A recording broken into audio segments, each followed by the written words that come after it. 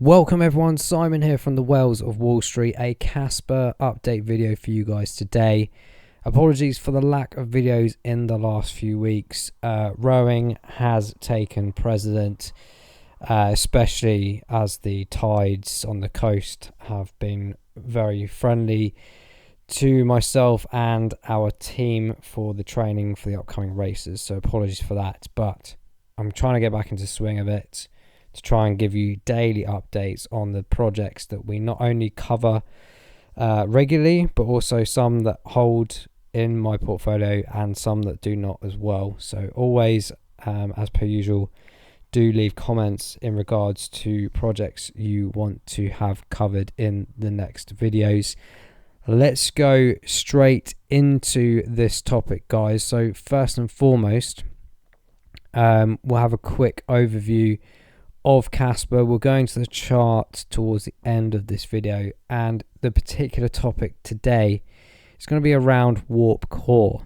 So it's obviously been in development for a number of months in integration with Kaspa via this KII Academy. So this is the Kaspa initiative really to help further projects developing on the system, the ecosystem or the network of Kaspa. We'll talk about that in a bit more detail. Let's loop back very quickly though for a quick recap on CoinMarketCap for Kaspa. So you see here the market cap currently around 1.96 billion.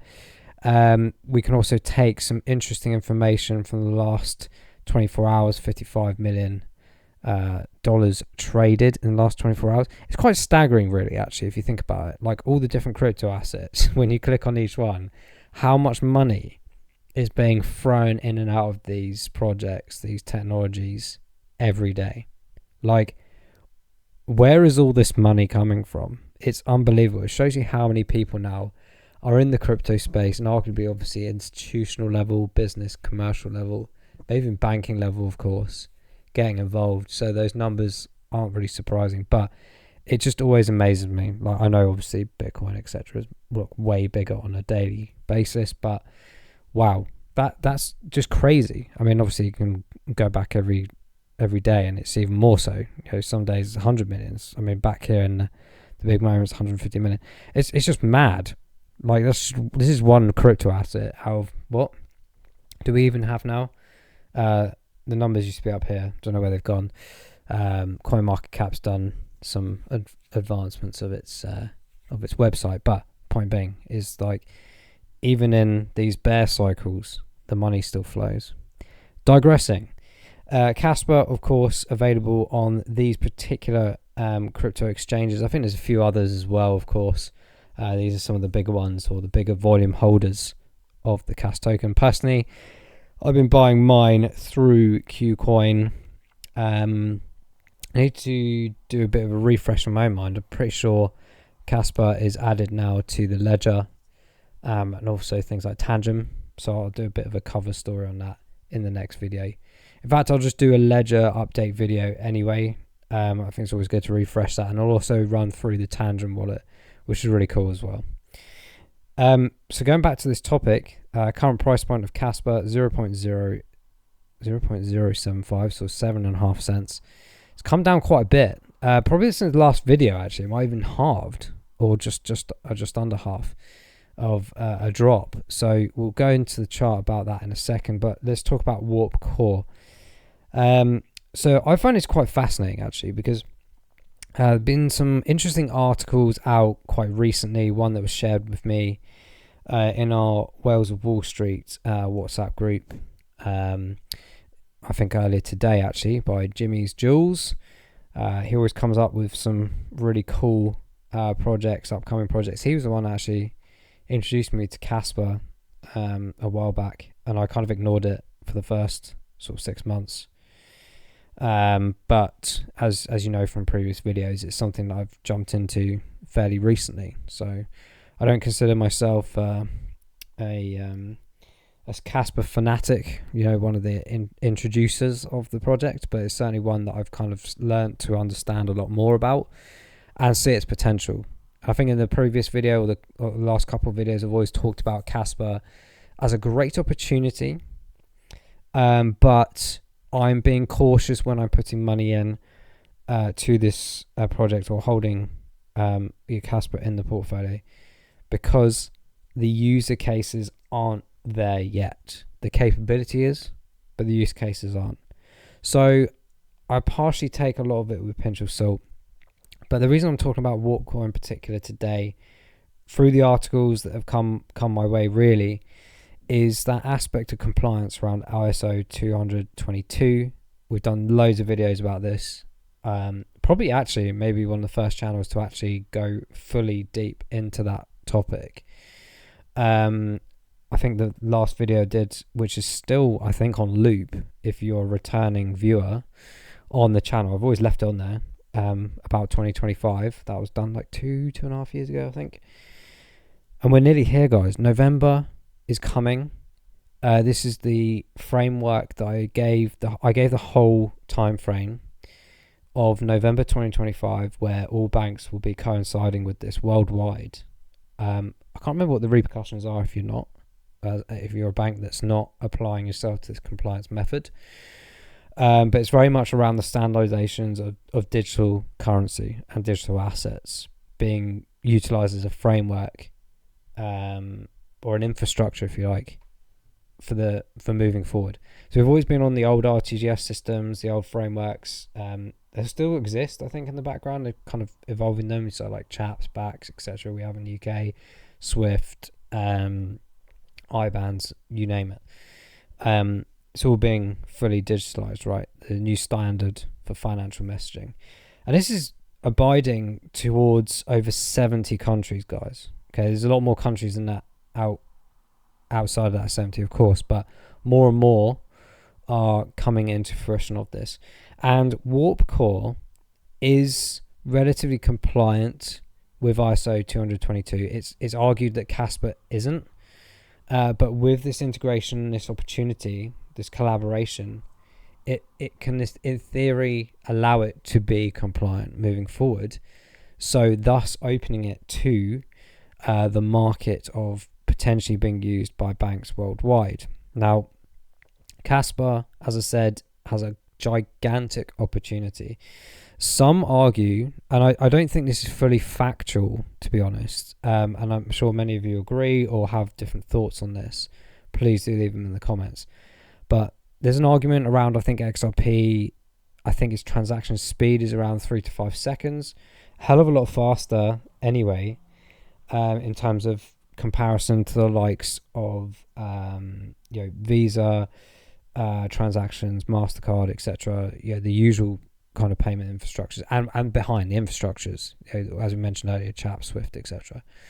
The transactions per second, XRP, I'm using XRP as an example purely because Ripple is so heavily integrated in so many major banks worldwide right now.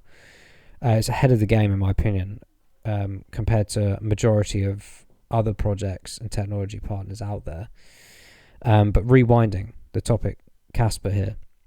Now, theoretically, with WarpCore and the bridging potential with the BlockDAG association with Kaspa as well, the structure collectively could arguably push it to potentially, I'm saying potentially, and maybe even Ripple can do this in the future as well, but potentially millions of transactions per second.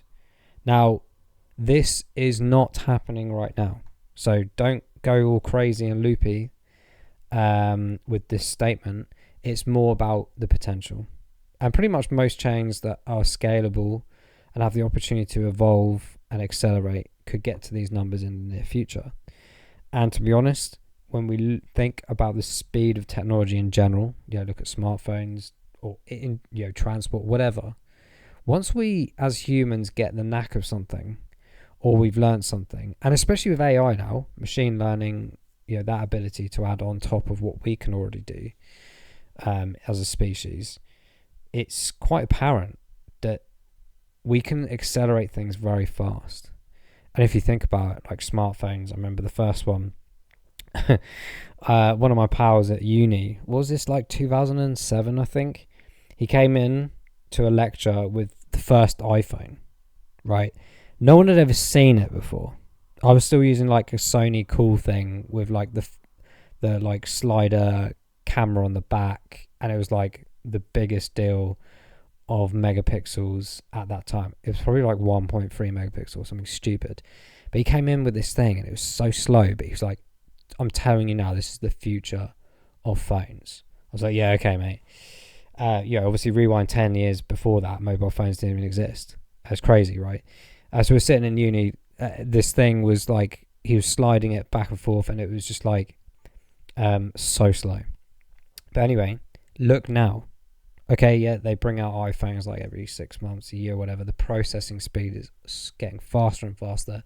The megapixel on the camera are phenomenal. They're getting more lenses in there, in the space. It's eliminating almost the photography market. So we're looping back to this conversation about getting to those millions of transactions per second. It's not a fairy tale. It will probably happen in the very near future. I think quicker than anyone can anticipate. But at this moment in time, Kaspa, yes, of course, does boast a fairly respectable amount of transactions per second based on the fact that it's still a proof of work mechanism.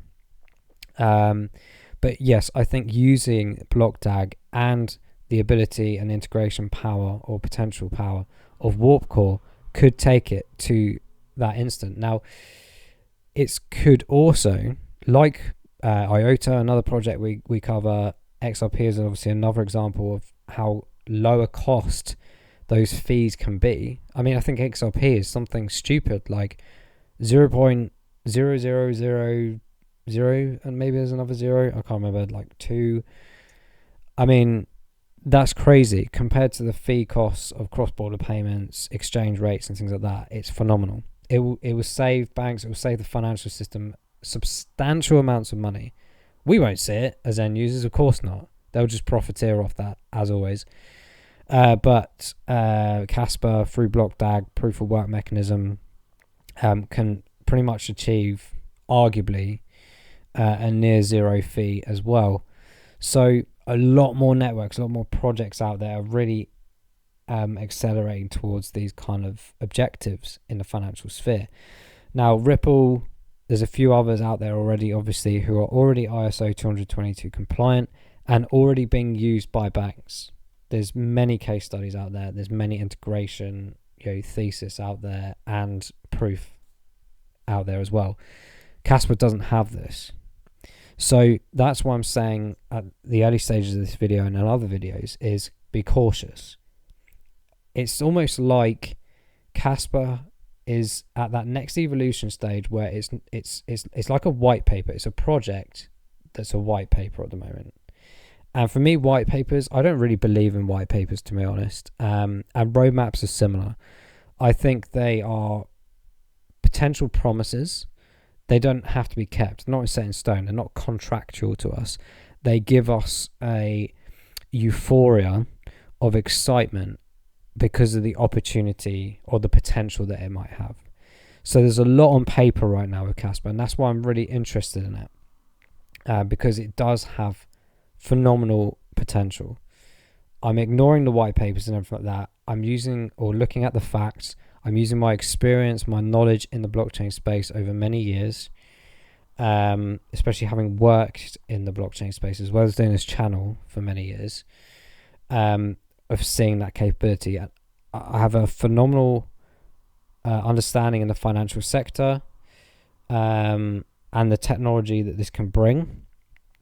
And that's why I'm doing the puzzles in my head to figure out, okay, Kaspa, see the potential, but I've also got to do that risk assessment. We'll talk about the chart in a minute anyway. But for me, this could tick a lot of boxes for banks and financial systems. And we've also got to understand it's not just Ripple. There's loads of other ones. Kaspa can definitely be one of those as well. Banks aren't just going to use one system, one framework, right? They haven't done for the last 50, 100 years. They're not going to start using just one now. There's going to be competitors. There's going to be not necessarily monopolization at this early stage, but it's the same with all sectors and industries around the world that can adopt blockchain, same as AI. There's not going to be just one company. So we have to bear that in mind for sure, as when we think about it. So WarpCore, as I said, is part of the Kaspa institution. I think it's the institutional initiative. Someone correct me if I'm wrong. But yeah, it is very much about aiming to bring Kaspa into the compliance, or the institutional standards at least, like ISO 222, into the financial system. So it's already targeting the banking system. Okay, we've seen loads of other opportunity areas that it's been focusing on, but it's really interesting.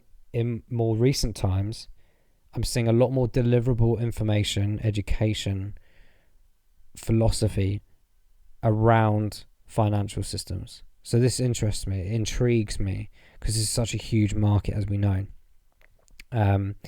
So for me, when we're asking that question, is WarpCore a game changer for Kaspa? I think potentially yes. I'm not going to say yes, absolutely. I think potentially yes. Because of that integration and compliance, it would 100% open the door for Kaspa to enter the banking or the cross-border payment sectors, and as well as financial markets in general. So let me know what you think in the comments below about all this. There's obviously ISO 24165, which is mentioned slightly up here somewhere. Here we go. So this is around unique identifiers of digital tokens. So this is more about the digital asset perspective as well. So again, bridging that aspect also is really important. But certainly something towards the regulatory requirements as well. So I'm going to keep an eye on this, but I just wanted to talk about it because a lot of people were asking about WarpCore previously. It's something I was doing a bit more research on over the last couple of weeks before I did a video on it. I didn't want to just come out and blurt randomness out. I think it's important to give a bit of background, a bit of theory behind explanations and my decisions as to what I'm doing with accumulating Kaspa and being patient about it. As I've said in previous videos, I'll say it again now, Kaspa will be a long-term project holding for me. It's not something I'm looking to trade this year. I think we've also got to have the open mind that yes, November 2025 is coming, but it's not going to just happen overnight in terms of the switch around in the finance system. It's going to take years. But in 5, 10, 15 years time, when people are looking at ETFs in crypto or using crypto assets in ETFs and things like that, and they'll be looking, going, oh, what's the best ones to have? The financial system's doing this now. Oh my God, we're so early still. Which is why we bring now to the conversation of the chart, because we can see that it's clear as day, really, in the chart. As I said in the last videos, I think we were up at like 13 or 14 cents. We're now down at 7.4, 7.5. It did go as low as 5.3. It didn't go as low as our marker that we had set here at 0.048 or 4.8 cents. The other interesting thing about this mark in particular is probably the last time where we hit that number was in November 2023. So it could lead up to similar moments where we see an acceleration as we get over these next few months. I did say in a few videos back, or a few months back, about my thought process around 2025 or my predictions about loads of different things. I'll leave a link maybe at the end of this video, or I'll do a recap of it. But it's certainly coming to life for sure. It's hard sometimes to see it in a positive light when we're in a downwards trend in loads of projects at the moment. But this is what we want to see. We want to see corrections. We want to see stability. We want to see confirmations at these specific levels, right? So it didn't quite go down to the 4.8. It doesn't always 100% go on the exact lineage of these fib levels, but it definitely gives you a massive indication as to where potentially we could be, which is why when I'm buying or selling, I'm never doing it on the line. I'm always doing it slightly above or below and at different intervals in between also. So you can almost capture some of the dips or that, like those tips of each of those up and downward trends. So as it's kind of stabilized itself, we've got to now think, okay, is it going to reject this? Is it going to stabilize and project itself back up? Or is it going to reject and retest these lower areas, potentially hitting that at 0.48? If that breaks, we start retesting lower, guys. So whether I'm buying at like 15 cents or 12 cents or 7 cents, I think Kaspa has a massive opportunity price point wise in the future. We've gone through that in previous videos. I'm not going to go in full depth about price predictions in this one. I just think it's really important to understand where we have been, where we have gone, and where we are now, and give a bit of a deliverable process in our minds as to all these different DCA options. It just proves to you that people going, oh, 12 cents, 15 cents, we must jump in. It will never go lower. Well, it has, and it always probably will at some point go lower than these positions, because we do have to have those correction opportunities. Now we're in those. It's probably a bit premature to be drawing lines in here, but let me just show you this as an example. So we've got our longer range one, and I'll put this new one in from one of the recent lowest points, one of the most recent highest points. In fact, you could even do it even more macro than that, and this would give you all the different various different scales that we could be retesting. So for example, a recorrection back down to 7, so maybe not all the way down here, but it might retest this area, or it could stabilize, retest, as it has done a few times. You see here, hasn't quite reached it, but it's tried. If we stabilize here and we get to here and we stabilize here, the next upward target is 9 cents. So if you are a short-term trader, you can really take advantage of these individual areas. But as I said, I'm long-term, so I'm just trying to get the best price possible. I think anything 15 cents or under is phenomenal opportunity for the longevity of Kaspa, of where it's going to get to. I think these are such early prices. Yes, of course, we want to get them when they were 2 cents, 3 cents, 4 cents, of course. Those opportunities may come again, which is why we DCA. Some other final points. The RSIs on the bottom left here, 45, pretty much 43, 45 on the 14 and 28. These are good. This is not financial advice, this is me personally. So if I haven't got like limit orders or automated orders, if I'm in the mindset of manual ordering, like, for example, I've got time during the day and some in between orders, these are good buy points. So I'm just going to wait maybe for this 14 day to come maybe down to a bit more like 43, 42, just get the sweet spot. It may not happen, but I'll wait for it because I've still got limit orders at this just above the 4.8 cent mark. I think it's like 5.2. I think I've got the next one again. But also the indicators on the right hand side here, all negative. Does look bad, of course, but it does give you another reflective point of where we are in the markets right now, and the opportunities when we're doing that risk assessment. In my mind at this moment in time, is there's a lot more upside than there is downside. So we're really streamlining this chart at the moment. We've got to see out these next few weeks, in my opinion, maybe in the next month or two, because my anticipation is towards maybe the end of April or beginning of May, we'll start to see some interesting fluctuations. And then as we proceed towards November, I think we're going to see something really interesting in the market, hopefully in a positive way. Then the news will be coming out from ISO compliance and the RTGS system switching on. That could be the catalyst to drop the market, or it could be the catalyst where everyone goes mental because we got confirmation of everything. Who knows? Let's keep an eye on it, guys. Let's keep an eye on Kaspa. Thanks for watching this video. We'll do some more projects throughout this week. Let us know what you want us to cover. I'll get on it. Let me know what you think about Kas. Take care. Bye-bye.